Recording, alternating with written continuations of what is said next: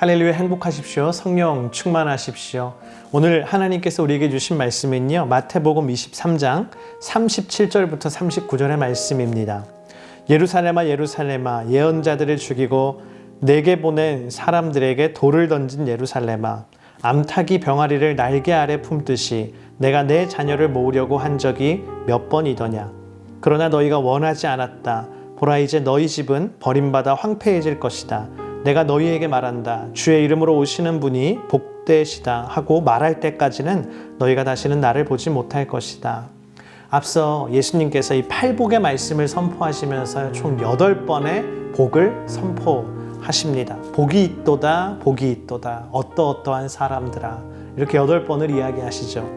그런데 예수님께서요, 이어서 7번의 화를 선포하십니다. 너희에게 화가 있을지어다, 이렇게 7번 말씀하시는데요. 그 대상이 누구입니까?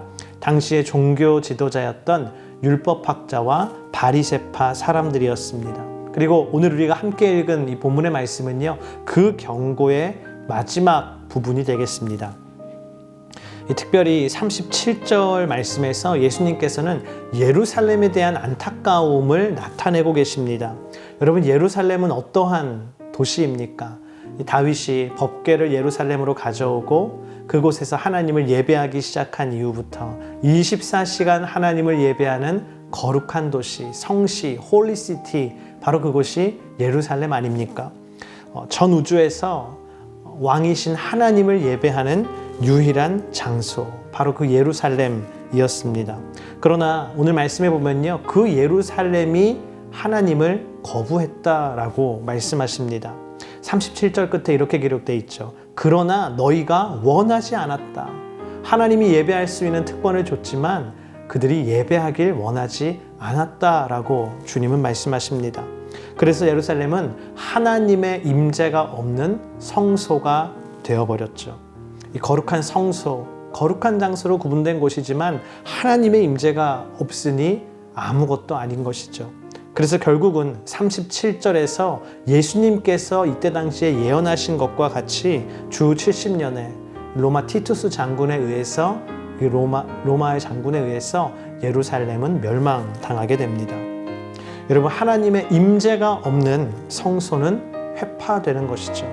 마찬가지입니다. 하나님의 임재가 없는 교회는 넘어질 수밖에 없습니다. 하나님의 임재가 없는 가정은 무너질 수밖에 없습니다. 하나님의 임재가 없는 크리스천은 쓰러질 수밖에 없는 것입니다. 이 사사기에 등장하는 삼손이 떠오릅니다. 여러분, 삼손이 어떤 사람이었습니까? 사자를 손으로 찢어서 죽일 수 있는 정도로 힘이 강대한 사람이었지만 하나님의 영, 하나님의 임재가 그를 떠난 이후에 그는 이 고양이처럼 나약한 존재가 되어버렸습니다. 여러분, 우리도 마찬가지입니다. 하나님의 임재가 없는 우리는요, 아무것도 아닙니다. 하나님의 임재가 없으면 우리 가정은 아무것도 아닙니다. 하나님의 임재가 없으면 우리 교회는 아무것도 아닙니다. 하나님의 임재가 없으면 아무리 강한 미국도, 아무리 발달된 대한민국도 아무것도 아닙니다. 우리가 놓치면 안 되는 것이 무엇입니까? 바로 하나님의 임재입니다. 여러분, 오늘의 원포인트는 이것입니다. 영적으로 깨어서 하나님의 임재를 회복하십시오. 오늘 저와 여러분의 삶에 하나님의 임재가 회복될 줄을 믿습니다. 우리의 기도에 하나님의 임재가 회복될 줄을 믿습니다.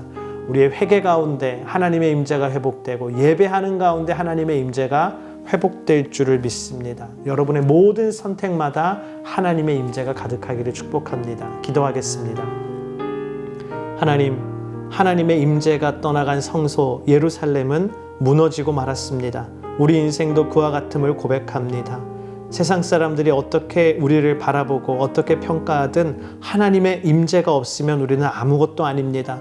하나님의 임재가 가득한 인생이 되게 하여 주옵소서. 하나님의 임재가 가득한 가정이 되게 하여 주옵소서. 하나님의 임재가 가득한 교회, 이 나라의 민족이 되게 하여 주옵소서. 예수님의 이름으로 기도드립니다. 아멘.